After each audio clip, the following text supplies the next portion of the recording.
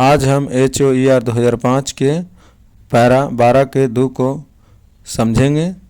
इस पैरा के अनुसार ट्रैक मेंटेनर यह समझेंगे कि उन्हें नाइट ड्यूटी जाने से पहले, रात में नाइट ड्यूटी जाने से पहले दिन में कितना बजे ड्यूटी ख़त्म करना होगा, अर्थात कितना बजे उन्हें छुट्टी मिलेगा।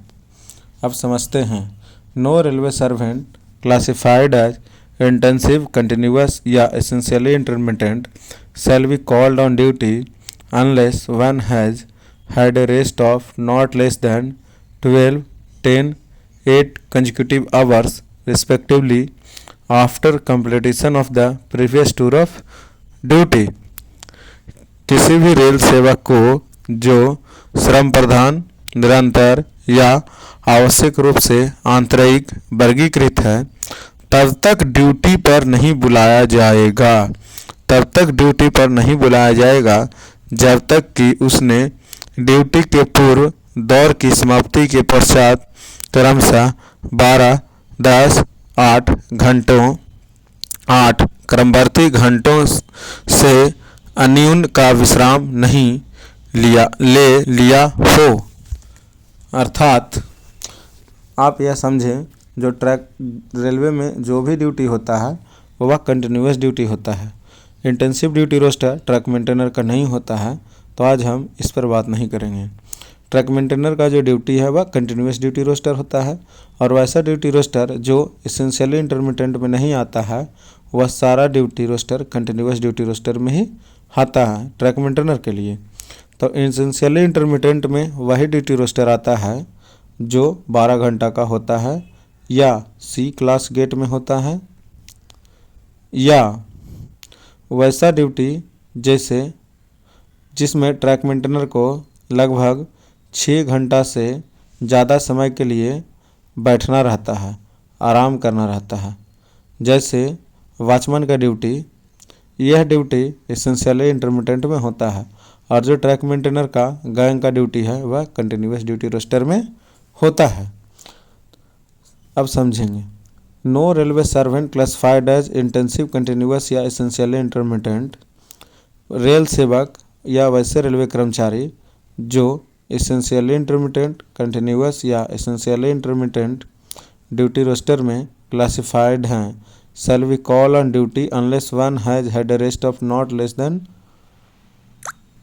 12, 10 या 8 consecutive hours, है ना।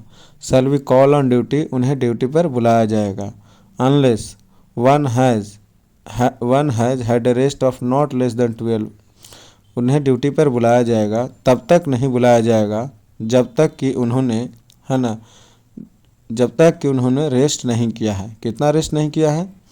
12, 10 और 8 कंसेक्यूटिव आवर्स, मतलब 12, 10 और 8 क्रमशः घंटों का विश्राम नहीं किया है। तो इंटेंसिव वालों के लिए 12 घंटा का विश्राम करना है, कंटिन्यूअस ड्यूटी रोस्टर वालों को 10 घंटा का विश्राम करना है, और एसेंशियली इंटरमिटेंट वाला को कम से कम 8 घंटा का विश्राम करना है। लेकिन कब विश्राम करना है? After completion of the previous tour of duty, पिछला जो ड्यूटी है उसको पूरा होने के बाद। After completion of the previous tour of duty, after पिछला ड्यूटी पूरा होने के बाद वैसे ट्रैक मेंटेनर जिन्हें एसेंशियली इंटरमिटेंट में ड्यूटी जाना है उन्हें 8 घंटा का रेस्ट चाहिए, और वैसे ट्रैक मेंटेनर जिन्हें कंटिन्यूअस में जाना है, जैसे पेट्रोलिंग ड्यूटी जाना है, उन्हें 10 घंटा पहले ड्यूटी छोड़ना है। हाँ, तो अगर ट्रैक मेंटेनर को कंटिन्यूअस ड्यूटी रोस्टर अर्थात दिन ड्यूटी से रात में ड्यूटी जाना है, तब उन्हें इस नियम के तहत 10 घंटा पहले ड्यूटी छोड़ना होगा। जाने से मतलब 10 घंटा पहले ड्यूटी छोड़ना होगा पेट्रोलिंग जाने से। अगर आपका पेट्रोलिंग ड्यूटी 10 बजे से स्टार्ट होता है, तब आपको 12 बजे ड्यूटी छोड़ देना है, पहला ड्यूटी। और अगर किसी ट्रैकमैन को गैंग ड्यूटी में है और उन्हें एसेंशियली इंटरमिटेंट अर्थात गेट के रेस्ट कीपर में जाना है, या उन्हें शाम में वॉचमैन के ड्यूटी में जाना है, तब उन्हें, और वह ड्यूटी 12 घंटा का होगा, तब उन्हें अपना ड्यूटी को जितना बजे से उनका ड्यूटी स्टार्ट होगा उससे 8 घंटा पहले ड्यूटी छोड़ देना है। और जब तक वह 8 घंटा का रेस्ट नहीं करेंगे तब तक उन्हें ड्यूटी पर बुलाया ही नहीं जाएगा। अगर उन्हें बुलाया जाता है तब उनके साथ गलत होता है। और ठीक है, अब आगे देखते हैं।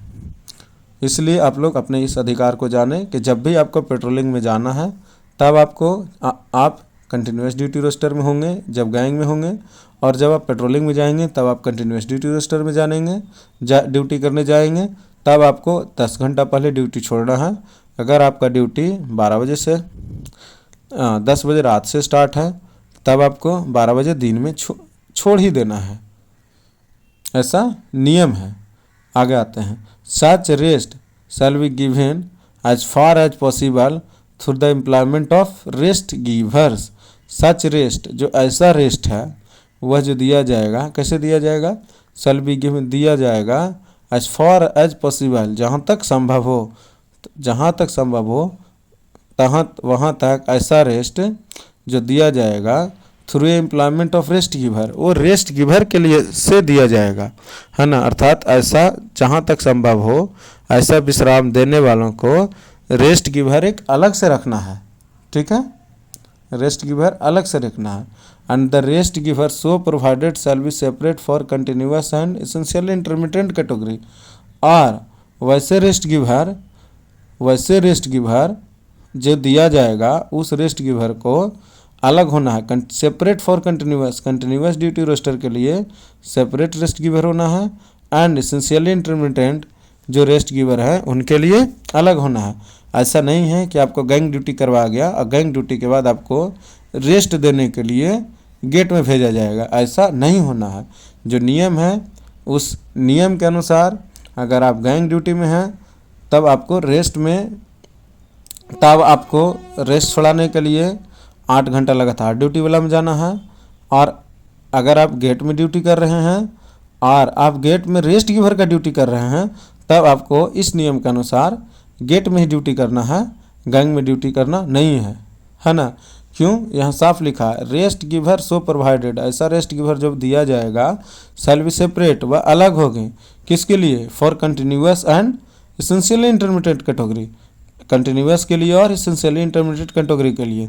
तो अगर किसी गेट कीपर को जो रेस्ट गिवर का काम करते हैं 12 घंटा ड्यूटी में और वह गेट पर हो या कहीं भी हो, अर्थात एसेंशियली इंटरमीडिएट में अगर कोई रेस्ट गिवर है तब वह rest giver continuous duty roster का ड्यूटी करने के लिए बाध्य इस नियम के अनुसार नहीं है, क्योंकि वह एसेंशियली इंटरमीडिएट के लिए रेस्ट गिवर है इस नियम के अनुसार।